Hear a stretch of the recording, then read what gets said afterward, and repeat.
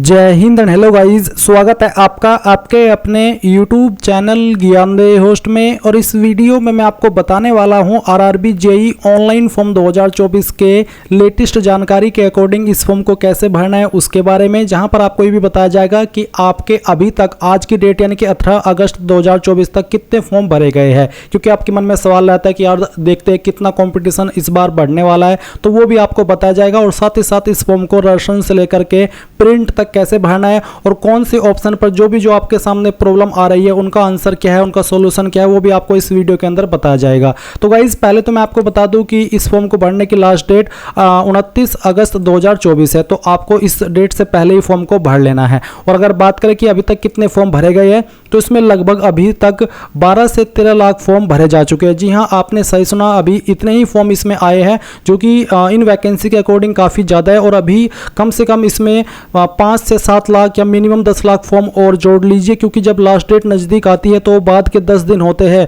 या फिर 5-7 दिन होते हैं, उनमें काफ़ी संख्या में फॉर्म भरे जाते हैं।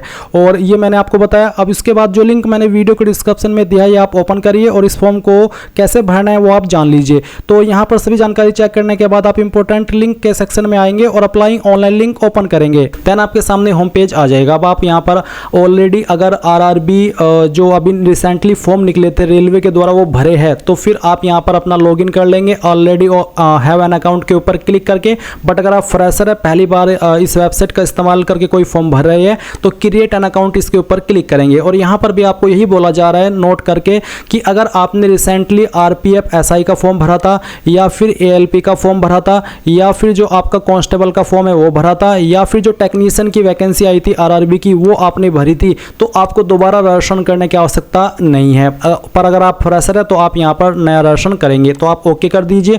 उसके बाद में कंट्री ऑफ नेशनलिटी में आप इंडिया सेलेक्ट कर लेंगे।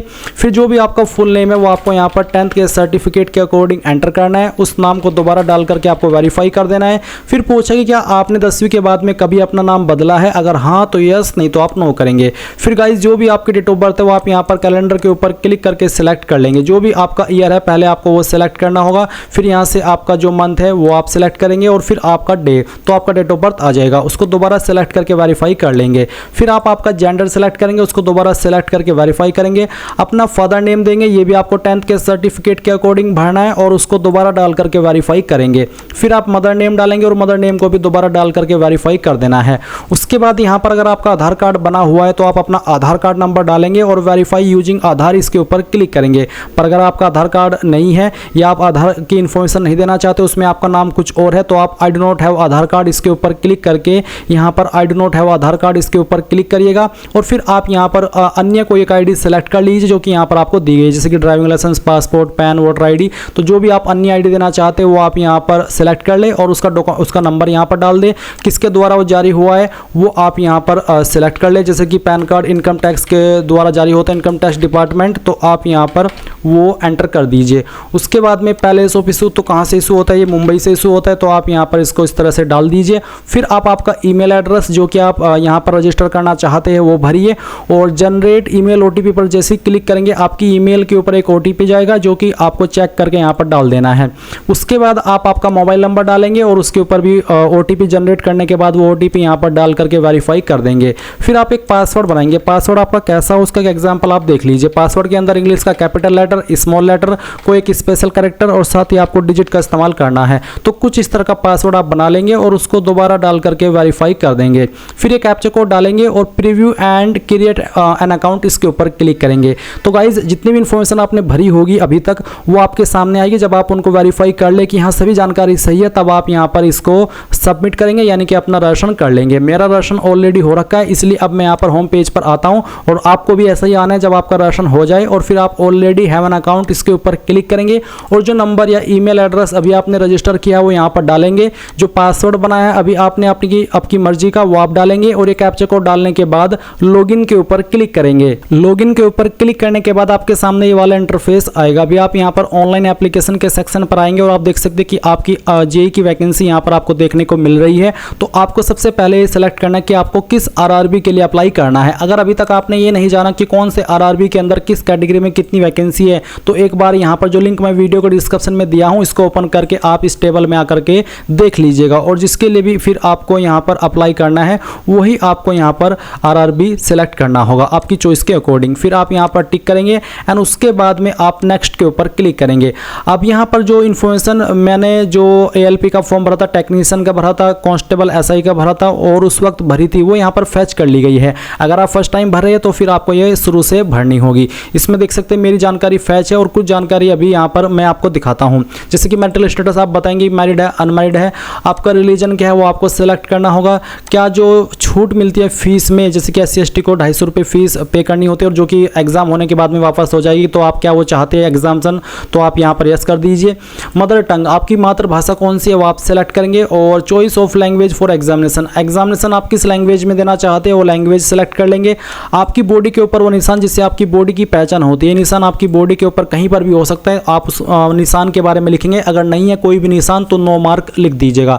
और अगर आपकी बॉडी के ऊपर जैसे कि यहाँ पर 2 मार्क देने हैं बॉडी के, तो अगर एक ही मार्क है तो सेकंड में आप 9 मार्क ही लिखिएगा क्योंकि ये भरना अनिवार्य है। उसके बाद आती है कास्ट कैटेगरी सर्टिफिकेट की जानकारी। तो मैंने यहाँ पर इस फॉर्म को ऐसे से भरा है, तो मैं यहाँ पर आप यहाँ पर देख सकते हैं कि आपको कम्युनिटी देखने को मिल रही है, तो आप आपकी कास्ट कैटेगरी सेलेक्ट कर लेंगे। फिर आपका कास्ट कौन सा है वो कास्ट आप यहाँ पर लिखेंगे। सर्टिफिकेट नंबर आपको यहाँ पर डाल देना जो कि आपको सर्टिफिकेट के ऊपर मिल जाएगा और कौन सी अथॉरिटी के द्वारा ये जारी हुआ है। आपका जो सर्टिफिकेट है वो आपको देखना है और उसमें जहाँ पर नीचे मोहर लगी हुई होती है, जहाँ पर साइन हुए होते हैं, वहीं पर सक्षम अधिकारी के बाद में लिखा होता है एक पोस्ट का नाम। तो जिस भी पोस्ट के अधिकारी ने उसको जारी किया है वो पोस्ट आपको यहाँ पर सेलेक्ट कर लेनी है। अगर इसमें ना हो तो आप यहाँ पर देख सकते हैं कि अदर का ऑप्शन है, नहीं है तो, बल्कि अदर का ऑप्शन इसमें नहीं दिया तो आपको इसमें पोस्ट ही देखनी होगी। जैसे कि अगर आपके तहसीलदार द्वारा जारी हुई है तो आप यहाँ पर तालुका मजिस्ट्रेट ये सिलेक्ट कर सकते हैं। और जो भी है बेसिकली आपके सर्टिफिकेट के अकॉर्डिंग जिसने आपका सर्टिफिकेट जारी किया है वो पोस्ट आपको सेलेक्ट करनी होगी। कौन सी स्टेट के द्वारा जारी हुआ है वो आप सेलेक्ट करेंगे, किस डेट में जारी हुआ है वो डेट सेलेक्ट करेंगे। और उसके बाद में क्या जो free rail travel pass for the exam है, क्या आप उसको अवेल करना चाहेंगे, लेना चाहेंगे। अगर हाँ तो यस, नहीं तो आप नो करेंगे। आपका नज़दीकी रेलवे स्टेशन कौन सा है वो आप डाल देंगे। और साथ ही साथ यहाँ पर जो आपका कास्ट सर्टिफिकेट है वो भी आपको अपलोड करना है। अपलोड डॉक्यूमेंट के ऊपर क्लिक करने के बाद में और जो भी आपकी फाइल है वो आपको PDF फॉर्मेट में यहाँ पर अपलोड करनी है और फिर सेव कर देना है। उसके बाद आपके सामने यहाँ पर आपका पोस्टल एड्रेस आएगा, तो एक तरफ है प्रेजेंट और दूसरी तरफ है परमानेंट एड्रेस। तो जो भी है वो आप यहाँ पर भरिए। पहले स्टेट सेलेक्ट कीजिए, फिर डिस्ट्रिक्ट, उसके बाद में जो आपका एड्रेस है वो यहाँ पर डाल दीजिए। आपका टाउन सिटी कौन सा है वो आप यहाँ पर लिख दीजिए और आपका पिन कोड भी डाल दीजिए। अगर आपका प्रेजेंट और परमानेंट एड्रेस एक ही है, अलग अलग नहीं है, तो यहाँ पर नीचे टिक कर दीजिएगा। अलग है तो अनटिक करके अलग से परमानेंट एड्रेस भरिए और सेव कर दीजिए। अब गाइज आप जैसे ही सेव करने के बाद नेक्स्ट के ऊपर क्लिक करेंगे तो यहाँ पर आपके सामने कुछ एक्स्ट्रा इन्फॉर्मेशन आएगी। जैसे कि सवाल पूछे कि क्या आप एक्स सर्विसमैन है, अगर हाँ तो यस, नहीं तो आप नो करेंगे। अगर आप विकलांग है तो आप यस करिए, नहीं तो यहाँ पर भी आपको नो करना है। अगर आप EBC यानी कि इकोनॉमिकली बैकवर्ड क्लास से आते हैं तो यस करिए, नहीं तो यहाँ पर भी नो करना होगा। क्या आप एक रेलवे के जो सर्विंग एप्लीकेंट है वो है, यानी कि ऑलरेडी रेलवे के अंदर जॉब कर रहे हैं, अगर हाँ तो यस, नहीं तो यहाँ पर भी आपको नो करना है। करंट एम्प्लॉयमेंट अगर डिटेल इसमें अगर कोई है जैसे कि सेंट्रल गवर्नमेंट, स्टेट या फिर किसी प्राइवेट कंपनी में काम करते तो वो सेलेक्ट कर लीजिए, नहीं तो आप नॉट एप्लीकेबल के ऊपर टिक करेंगे। उसके बाद यहाँ पर आपको बैंक की डिटेल देनी है जो कि फीस रिफंड के लिए काम आएगी। तो आपका अकाउंट किस नाम से है उसका नाम लिखिए, अकाउंट नंबर दीजिए, IFSC कोड डालिए जो कि आपको आपकी पासबुक के ऊपर मिल जाएगा। और फिर कन्फर्म के ऊपर जैसे क्लिक करेंगे तो बैंक का नाम और बैंक का एड्रेस ऑटोमेटिकली फैच कर ले जाएगा। उसके बाद आप सेव करिए और नेक्स्ट के ऊपर क्लिक कर दीजिए। अब आपके सामने क्वालिफिकेशन की जानकारी आएगी। तो सबसे पहले आप यहाँ पर 10th देख सकते हैं, आपको मैट्रिकुलेशन सेलेक्ट करना होगा और उसमें आपको क्या क्या भरना है वो आप देख लीजिए। यहाँ पर आप आपकी स्टेट सेलेक्ट करेंगे जहाँ से आपने आपकी 10वीं की है, डिस्ट्रिक्ट सेलेक्ट करेंगे, आपके बोर्ड का नाम डालेंगे, कब आपने पास कर ली थी वो आपको यहाँ पर डेट सेलेक्ट करनी होगी जैसे कि मैं आपको दिखा रहा हूँ। और फिर रोल नंबर डालना होगा आपका 10th का और फिर इसको सेव कर देना है। फिर आप यहाँ पर जो आपकी सेकंड क्वालिफिकेशन है वो यहाँ पर ऐड करेंगे, ऐड के ऊपर क्लिक करके। इसमें आपको जैसे बताना कि आप 3 ईयर डिप्लोमा के माध्यम से अप्लाई करें, डिग्री इन इंजीनियर या फिर बैचलर ऑफ साइंस, तो जिसके भी माध्यम से कर रहे हैं वो आपको सेलेक्ट कर लेना है। फिर आपको आपका डिसिप्लिन सेलेक्ट कर लेना है।